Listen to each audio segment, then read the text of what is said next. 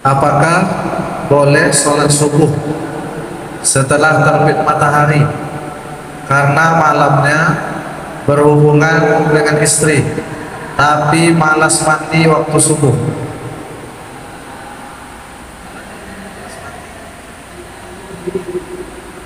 Ya, ini bertanya bolehkah sholat subuh setelah terbit matahari? Maka jawabannya tak boleh. Alasannya karena waktu subuh itu berhubungan dengan istri, lalu malas mandi kena dingin. Astagfirullahaladzim. Jadi alasannya sholat setelah terbit matahari karena berhubungan suami istri.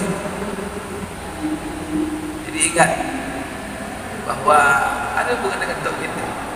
Maka tauhid itu mengajarkan kepada kita bahwa hidup kita ini adalah nomor satu untuk ibadah, bukan kenikmatan diri kita. Maka kalau seandainya kita mengutamakan ibadah ataupun kenikmatan diri kita daripada ibadah diwajibkan Allah kepada kita, ini berbahaya sekali. Kalau dia sengaja apalagi menghalalkan, ini berbahaya untuk keyakinannya. Tapi kalau dia malas-malas saja sampai dia melaksanakan sholat subuh sengaja karena dia malas mandi kena, maka di sini dosa besar. Ingat, sholat itu diwajibkan oleh Allah dengan waktu-waktu yang telah ditentukan. Maka permasalahan sholat bukan mengerjakan amalan sholat itu sendiri, bukan hanya itu saja, tetapi harus dua sisi. Di situ harus pelaksanaan sholat itu sendiri, kemudian di waktunya. Maka ini sama kemuliaannya nih, memperhatikan waktu sholat dan mengerjakan sholat itu sendiri. Allah mengatakan dalam Al-Quran, Inna sholata kanat 'alal mu'minina kitaban mawquta. Itu Allah taukid, sesungguhnya sholat itu atas orang-orang yang beriman kitaban mawquta, diwajibkan dengan waktu-waktu yang telah ditentukan. Di sini jadi memperhatikan waktunya itu ibadah. Salat itu sendiri ibadah dan tidak bisa dipisahkan. Maka Allah takkan terima dari kita melakukan salat di luar waktunya. Dan itu pelanggaran yang luar biasa. Dan itu maksiat kepada Allah Subhanahu wa taala. Karena itu di dalam hadis sudah diatur boleh melaksanakan sholat di luar waktu, tapi itu bagi orang-orang yang sifatnya ada uzur.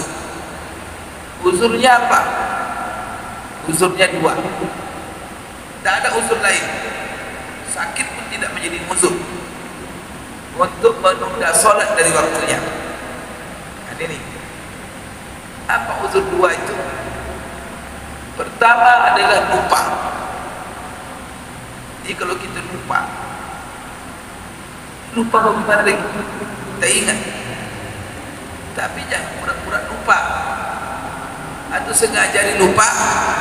Nah, ada orang lupa, tak ada punya perhatian kepada sholat sehingga lupa. Padahal kita ini yang menjadi fokus utama hidup kita ini, itulah Allah katakan untuk ibadah. Maka itulah pertama. Yang lain-lain itu selain ibadah sambilan semuanya. Maka jangan dibalik. Sholat sambilan yang lain-lain dunia ini adalah utama. Maka umpamanya apa? Cari duit utama, sholat sampingan, tak boleh. Sholat itu utama, cari rezeki itu sampingan. Maka orang kalau sudah begitu, dalam otaknya, dalam pikirannya itu sholat menjadi fokusnya, maka dia mungkin lupa. Tapi kalau terjadi juga lupa karena hal-hal, kadang-kadang kesibukan, kadang-kadang satu situasi, kondisi macam-macam, lupa seseorang. Bagaimana? Nanti ada aturan. Yang kedua adalah tidur. Kadang-kadang tidur ini Bapak Ibu tidak bisa dikendalikan oleh seseorang. Maka apabila kita tidur dan kita persiapkan segala perangkat usaha untuk bangun di waktu sholat, kita pasang jam beker, kita pesan kepada istri, orang-orang yang terdekat, kalau nanti kan kita khawatir kadang-kadang capek, bangun saya nanti, maka dipesan dibuat usaha. Tetapi bisa jadi orang yang kita pesan juga tidur, jam beker tak ada, tak dengar, lalu lewat waktu sholat. Maka di sini ada uzur apa? Bukan uzur gugur sholat, nah, sholat tetap wajib. Tapi apa?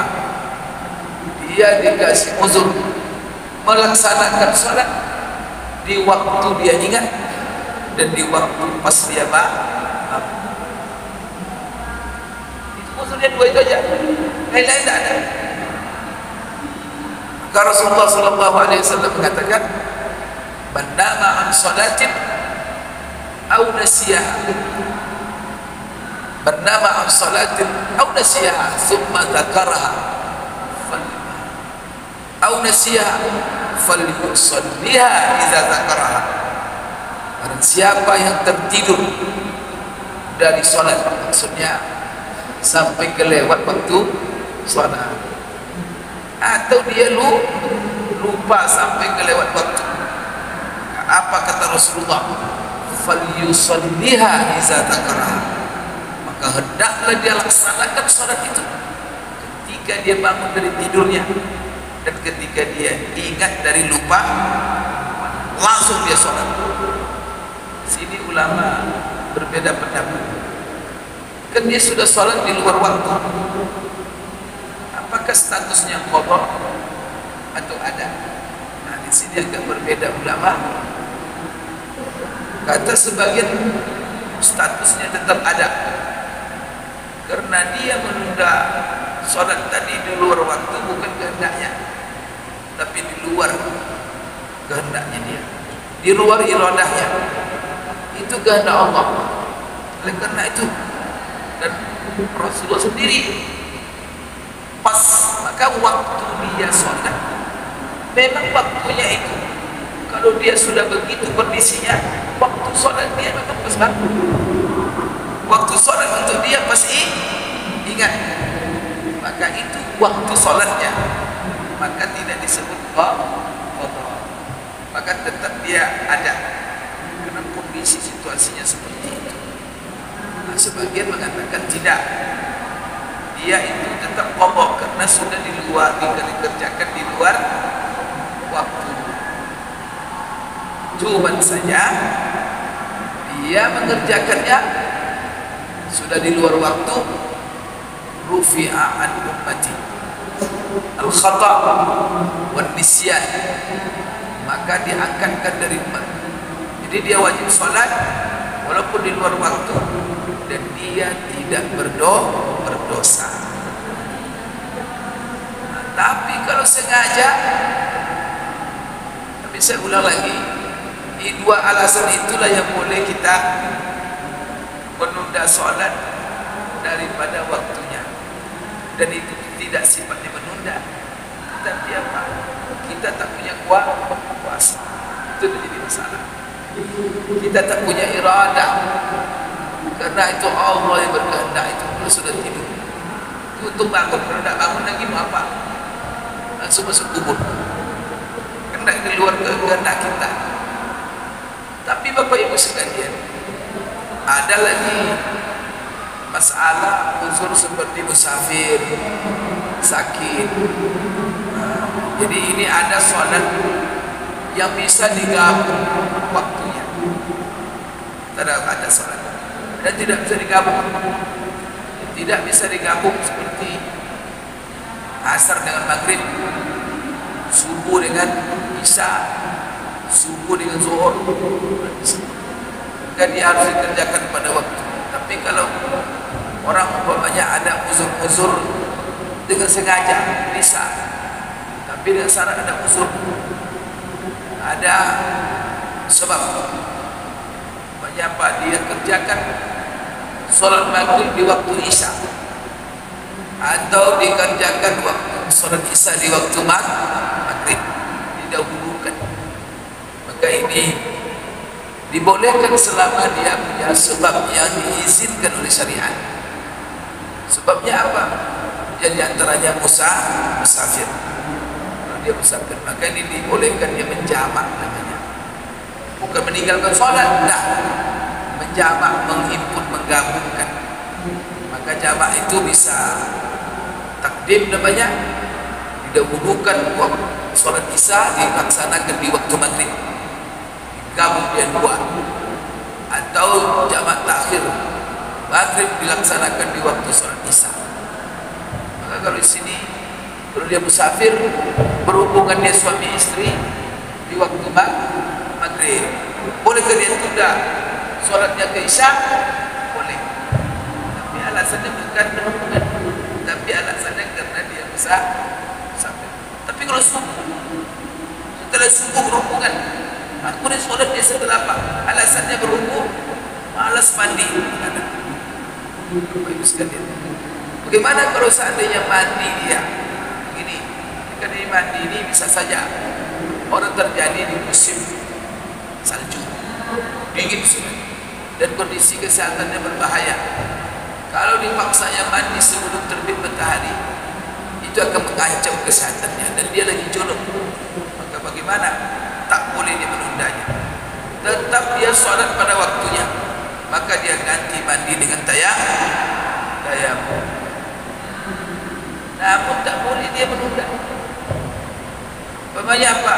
Atau dia tadi sebelum subuh dia berhubungan suami istri, tiba waktu subuh cari-cari air, tak ada, kemana-mana. Sudahlah, saya tunda saja, nanti setelah terbit matahari, karena saya akan sampai di rumah setelah terbit matahari. Di rumah ada air sumur, dalam perjalanan, gimana? Tak boleh. Maka gimana? Tayam. Begitu itu. Kalau sengaja dia tunda dari waktunya dengan alasan air, maka itu tak boleh. Maka haram hukumnya, dan itu adalah dosa besar. Jadi bagi yang bertanya tadi, maka haram hukumnya tidak boleh sama sekali melaksanakan sholat di luar waktu, apalagi alasannya malas mandi. Itu main-main namanya. Kalau mandi malas, kalau malas itu haram hukum malas. Malas tak boleh malas. Orang beriman tak boleh malas-malas. Itu alasan malas mandi. Tapi kalau dia katakan tadi, saya apa? Bukan malas mandi, berbahaya mandi untuk saya, itu baru fikir. Kalau malas, itu tidak itu. Itu hidup nanti sembarangan. Apa kata dia? Apa kata kita? Maka tak boleh malas, karena malas itu sendiri haram hukumnya.